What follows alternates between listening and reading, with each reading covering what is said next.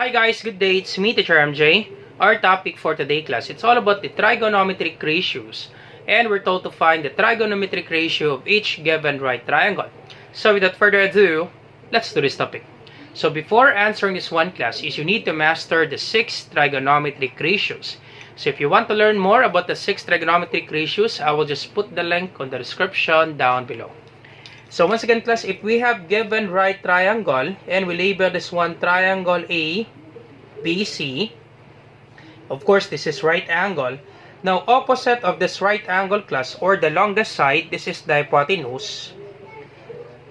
Now if your reference angle is angle B, opposite of this angle B, this is what we call the opposite. And right next to this angle, this will be the adjacent. So if you master this one class, this will be very easy for numbers 1, 2, and 3. Alright, let's start with number 1. So number 1, we have given this side 32, hypotenuse is 40, and AC is 24. Once again class, remember the SOHCAHTOA, sine, opposite hypotenuse, cosine, adjacent hypotenuse, tangent opposite over adjacent. So we are looking for sine B. So our reference angle is angle B. So this is the angle, reference angle, angle B. Therefore, opposite of this angle, this will be the opposite.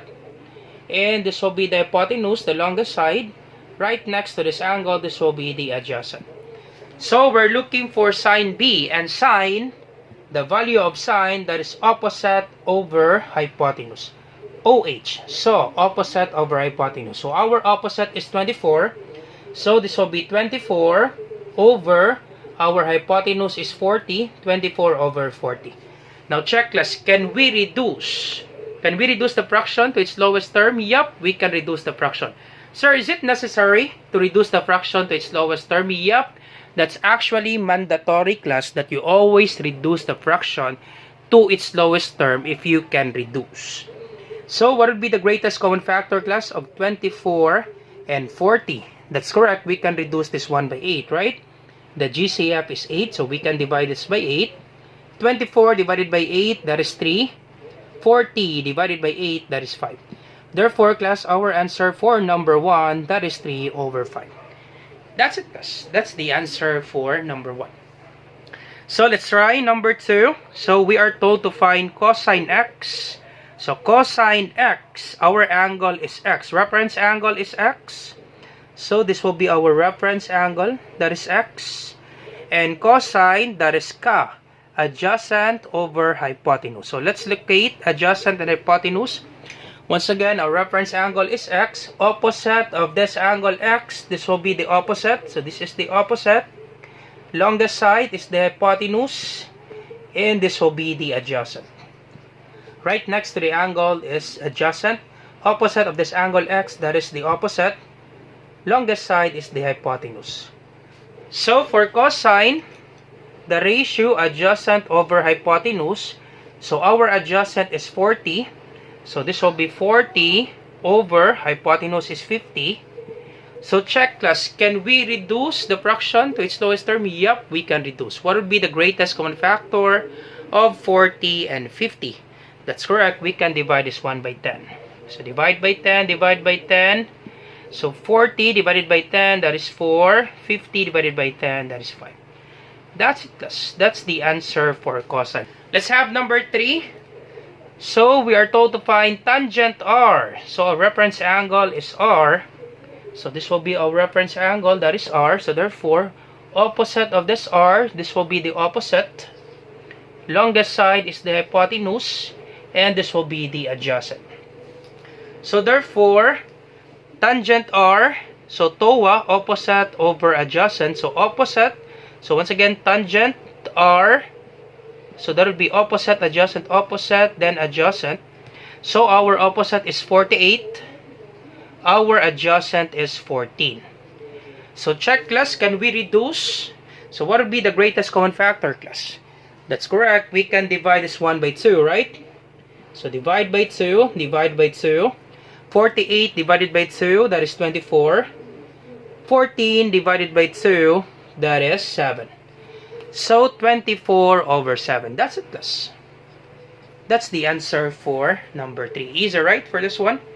Now let's try more example class for you to really understand how to find the trigonometric ratio of each given right triangle. Let's try more example class. Alright, so number 4, we have given right triangle XYZ and we're told to find CSCY. So once again, before finding cosecant Y, is we need to locate the hypotenuse, the adjacent, and the opposite. So once again, if this is 90 degrees for angle Z, therefore opposite of this angle Z, this will be the hypotenuse. The longest side, that would be the hypotenuse. Now you're looking for CSCY, therefore your reference angle is angle Y. Now opposite of this angle Y, this will be your opposite. And right next to this angle, this will be your adjacent. Question, what would be the value of CSCY, sir? Now CSCY class, that would be the reciprocal of sine. Now if sine is opposite over hypotenuse, therefore CSC, that would be hypotenuse over opposite. So once again, CSC, that would be hypotenuse over opposite.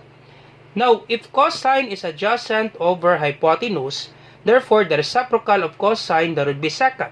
So therefore, secant will be hypotenuse over adjacent. If tangent is opposite over adjacent, therefore cotangent will be adjacent over opposite. So just remember this one class. If you master this one, if you remember this one, very easy class for numbers 4, 5, and 6. The reciprocal of sine, that would be cosecant. The reciprocal of cosine, that would be secant. The reciprocal of tangent, that would be cotangent. So therefore, CSCY, that would be hypotenuse over opposite. So CSC, that would be hypotenuse over opposite. Our hypotenuse is 29, so this will be 29. Our opposite is 21. So check class, can we reduce? Nope, we cannot reduce. So therefore, this will be our final answer for number 4. 29 over 21 for CSCY. Now, what would be the value of cotangent B? So once again, our reference angle is angle B. Reference angle is angle B. So therefore, opposite of this angle B, this will be the opposite. Right next to this angle B, this will be the adjacent. Longest side or opposite of this angle, 90 degrees, this will be the hypotenuse. So cotangent, that would be adjacent over hypotenuse.